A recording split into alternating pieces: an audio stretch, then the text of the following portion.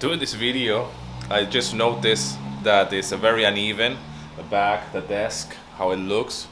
The angle of my face is fine, but the desk looks like it's a little bit tilted. That's because I have a problem with the tripod that I'm using. It's an old tripod and it's a little bit tilted to the side. So when I do any shot that is supposed to be straight face, it just tilted and I have to like juggle with it. And if I have something that is like the desk and even the panels at the back, they might look a little bit tilted. And then on this video, it looks like this. It looked like an angle to the other side. I think. When I was editing, it just really bothered me. And the whole message of the video is about mistakes, and it's quite ironic. I'm talking about a video that is about mistakes and making failures, and here I am with a bad angle of the desk in ratio or in relationship with my face. So I'm releasing the video anyways because that's the message, that it's okay to make mistakes. It's okay to have the wrong angle or the back. It just looks off completely. It looks like we're in the Museum of Illusions.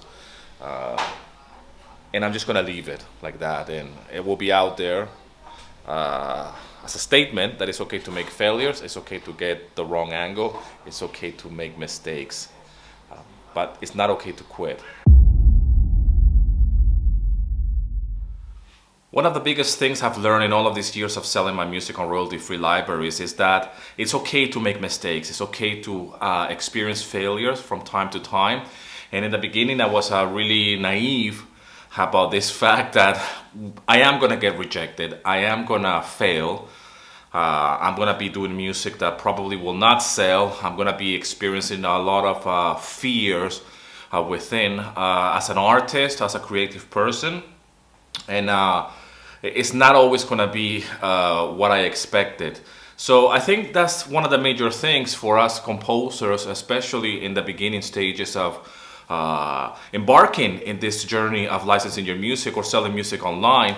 If you've never done it before, it could be something a little bit intimidating for most, especially when you see that other people are doing it already and they have like sales, they have a level of success, and here we are opening our account in different libraries or in one library like I did in the beginning.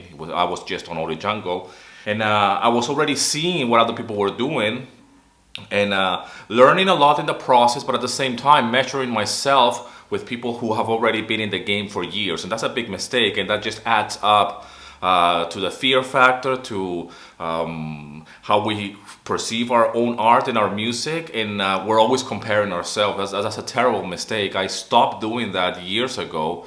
Well, in the process of learning, I stopped checking out what other composers were doing. I stopped checking out and following people, even people that I admire. I just stopped following immediately because it was not helping me. I was not learning anymore. I was just comparing my music to what they were doing, and I needed to just focus on my craft. So it's one of the biggest things that I've learned is that it's okay to make mistakes, but they need to be my mistakes. They need to be my failures, and I need to put my music first and not somebody else's music as a measuring stick for success or where I'm at. So when I teach my students with my courses, I always try to look to make them look or to make them seek within what's that thing that makes them unique as a creative person, as a composer, as a musician. What's the instrument that they play? What kind of music do you like to compose? And really focus on that. So I think the biggest thing is that we're always very afraid of failure. We're very afraid of not having success immediately. We're very afraid of rejection. I know I had a lot of fears around that, especially when I got my first rejection, and then I was getting rejection after rejection. It was really demoralizing, and I didn't understand why. And the reason why is because I was coming from a place of fear, I was coming from a place of insecurity, and that translates into the music itself. And that's why I usually recommend not to take it so seriously. It's just music. Yes, we want to sell. Yes, we want to license our music.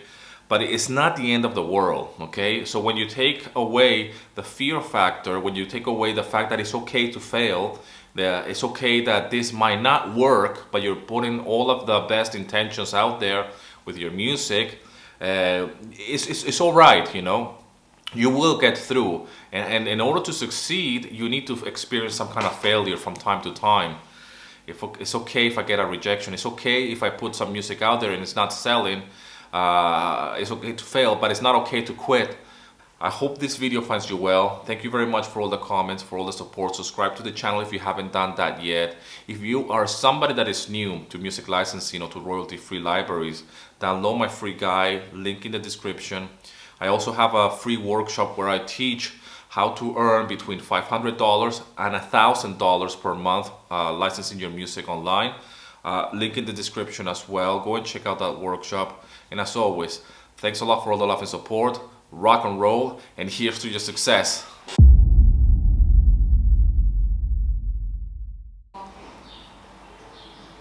It's not straight. It's a little bit like tilted. I mean, I've noticed this for some time. If I do the video on an angle, it's not such a problem. But if it's like this and there's some like straight things, that look a little bit weird. So you think I should just release it anyways like that? It looks a little bit weird. The background looks like I'm on a boat. It looks like eh? I think it's your face and your face. That's the focus. Everything is fine. The light is fine. The message is fine. Everything is perfect. But it just looks like the face is like straight, and then on the back, the desk should be even, and it looks like we're in a fucking museum of illusion. It's okay. Ne? It's okay. It's not shaky, and then you're like, that's this. ¿Qué se habla? Oh, no.